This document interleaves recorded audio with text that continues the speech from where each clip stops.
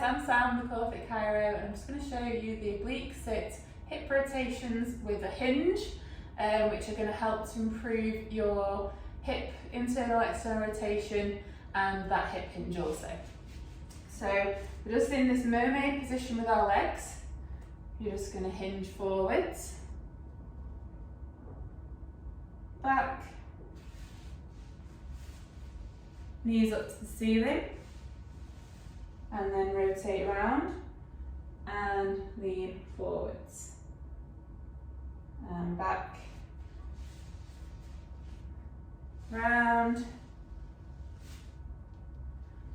forwards, and then when we're in this tall sit position, you want to make sure you're nice and tall, so we're not just rounding through the upper back.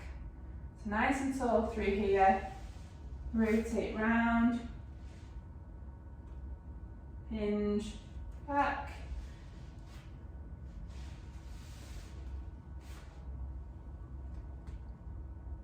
and we're controlling this movement, so we're not rushing through the movement. Work on the 360-degree breath.